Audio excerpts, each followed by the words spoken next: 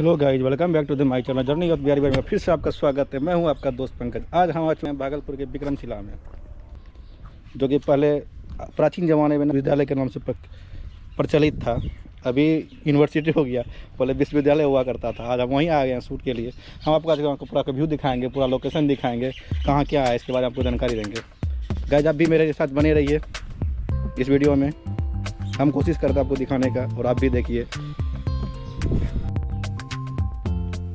Guys हम finally inter कर चुके हैं। अब हम आपको यहाँ का दिखाने का व्यू दिखाएंगे, कोशिश करेंगे जहाँ तक हमसे संभव आपको दिखाने का कोशिश करेंगे। आप भी देखिए इस वीडियो में, बने रहिए मेरे साथ।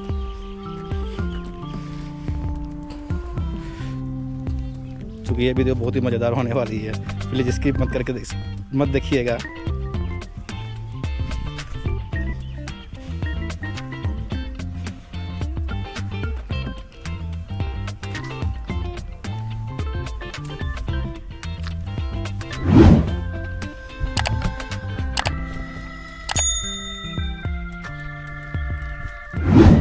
आपको सामने का व्यू दिखाने जा रहे हैं। अभी सामने का व्यू देखिए, क्योंकि धूप अभी बहुत तेज है।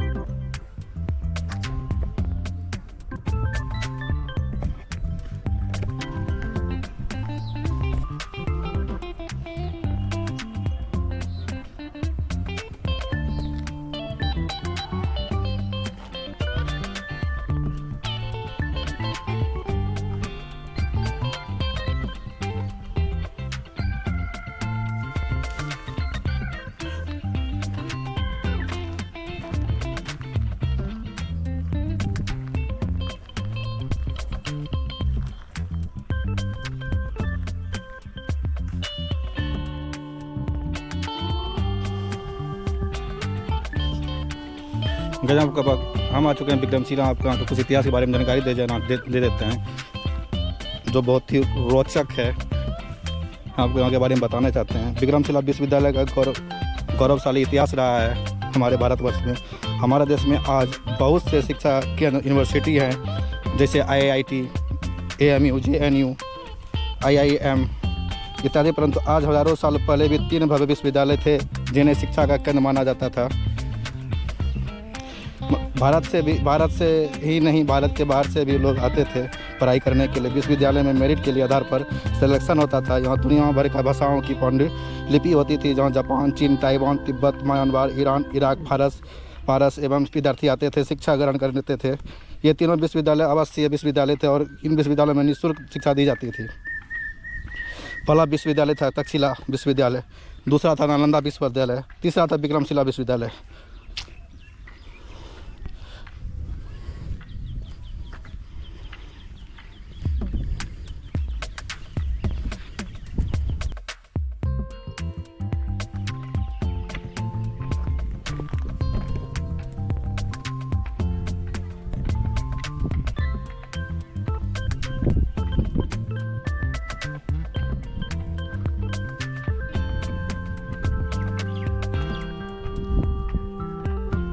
तो आपको अपने कैमरे के माध्यम से दिखाने का कोशिश करते हैं। आप भी देखिए, बने रहिए मेरे साथ इस वीडियो में, अंत तक बने रहिएगा।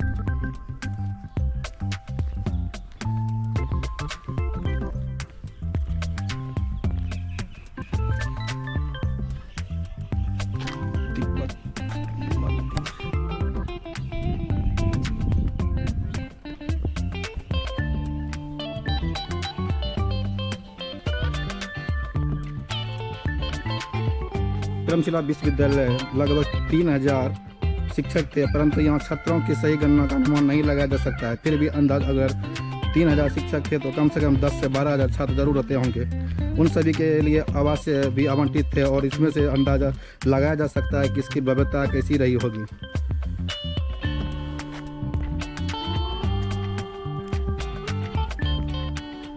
इसमें छात्राओं का चयन मेरिट के आधार पर होता था और उनको निःशुल्क शिक्षा दी जाती थी। लाखों की संख्या में विद्यार्थी यहाँ एंट्रेंस एग्जाम देते थे। यहाँ बौद्ध धर्म और बौद्ध धर्म दर्शन के अलावा अन्य विषयों की भी शिक्षा दी जाती थी, जैसे तर्कशास्त्र।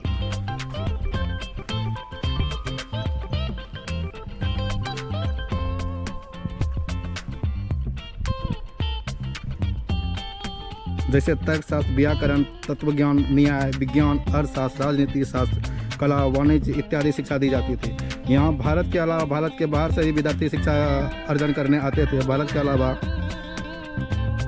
चीन से भी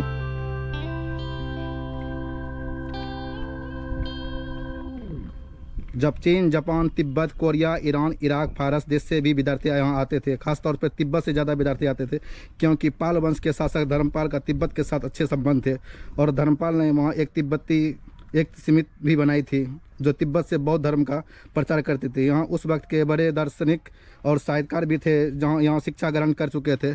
श्री शांति, मित्र, ब्रज, अभ्यंकर और दीपंकर ने शिक्षा ली थी। उसमें से सबसे ज़्यादा प्रसिद्ध साहित्यकार हुए दीपंकर, जिन्होंने 200 से ज़्यादा ग्रंथों को रचना की थी। वो बौद्ध धर्म के अनुयायी थे।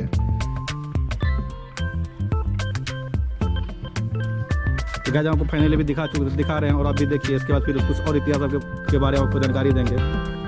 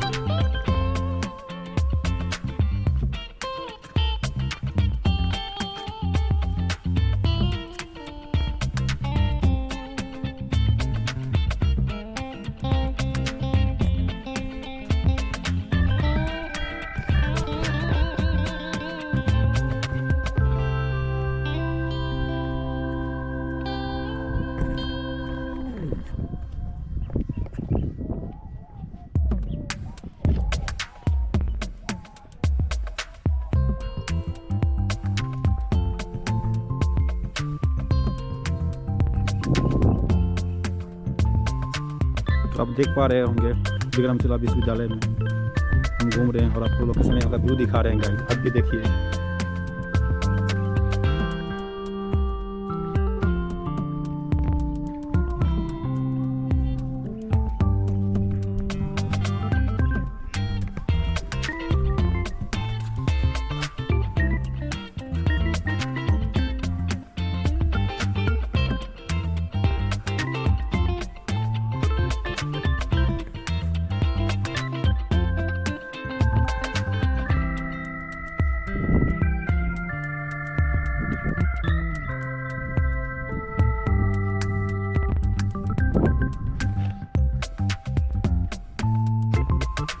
वसुदेव कुटुंब, यही तो हमारी भारत की आन बान शान।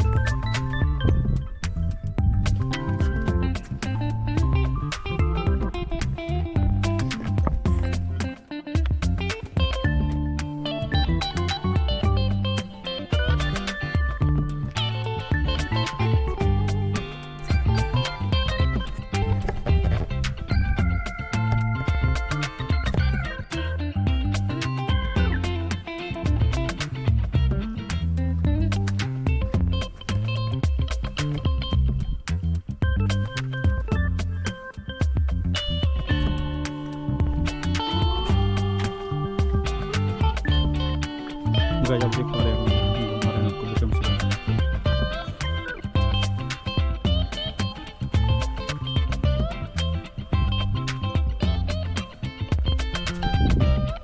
जो कि पहले विश्वविद्यालय हुआ करता था।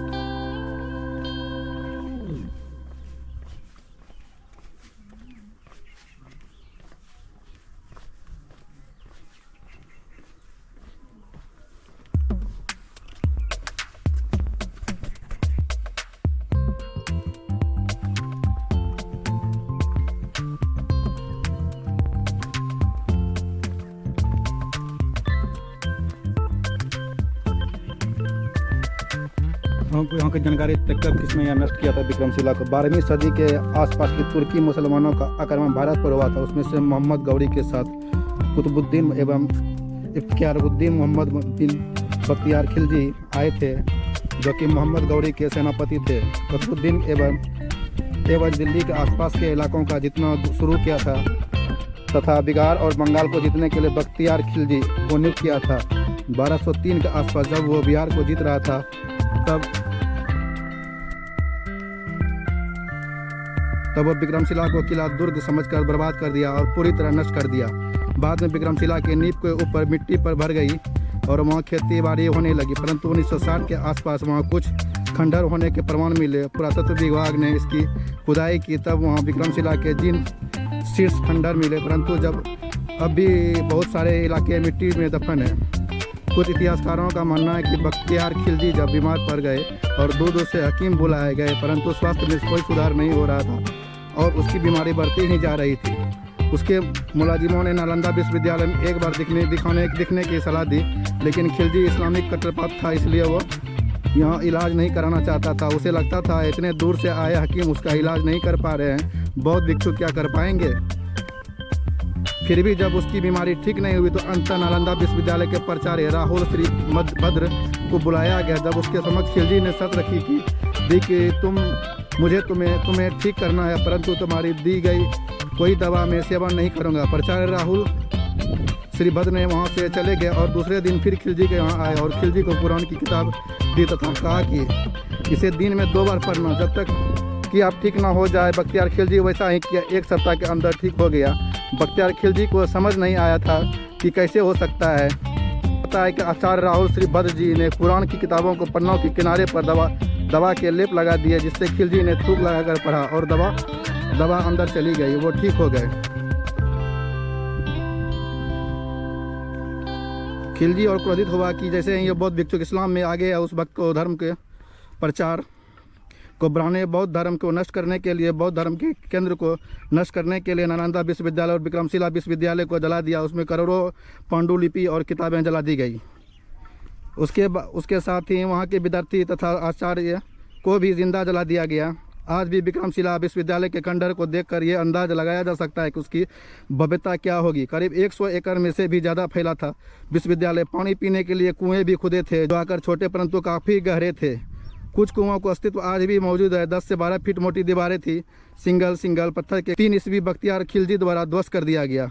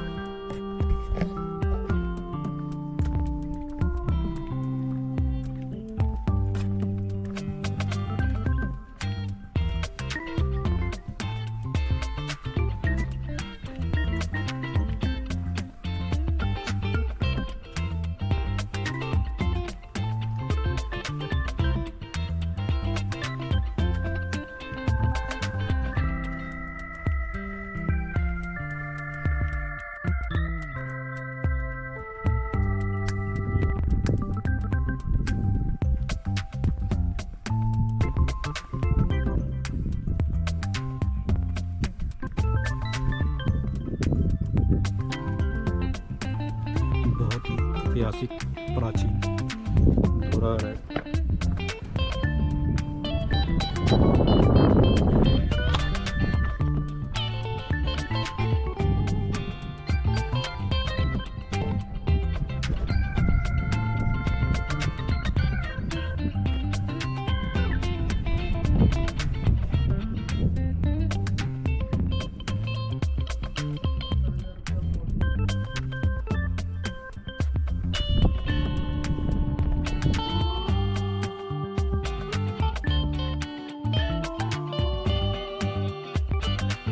गाइस तो ये देख पा रहे हैं, देख जो रहे हैं आप, कभी यही लाइब्रेरी हुआ करता था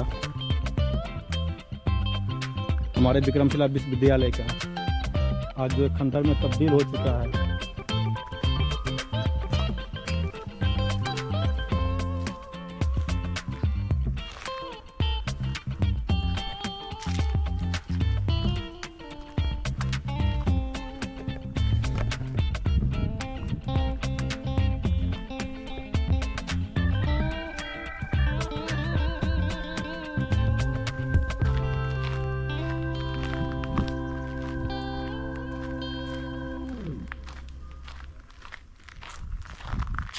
देख लीजिए लाइब्रेरी का क्या हाल है यहाँ पे।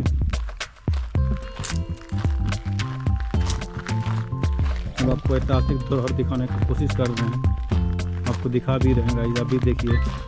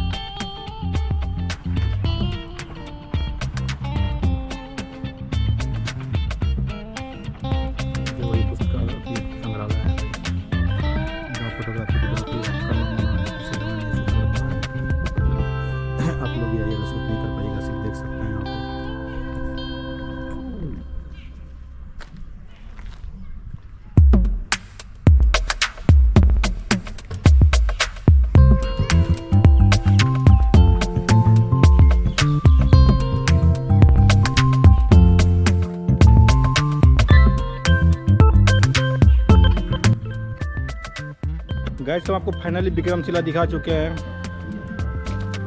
अब हम यहाँ से नेक्स्ट लोकेशन के लिए निकल रहे हैं, फिर आपको नेक्स्ट वीडियो में नए एपिसोड के साथ मिलेंगे गाइस। मेरे चैनल को जर्नी विद बिहारी वाइट को सब्सक्राइब कीजिए, मेरे वीडियो को शेयर कीजिए, कमेंट कीजिए। अगर आपको अच्छा लगता है कमेंट कीजिए, हमको इससे पता चलेगा आपके लिए क्या और कर सकते हैं, आपको क्या और दिखा सकते हैं, आपको क्या पसंद है गाइस। Bye bye.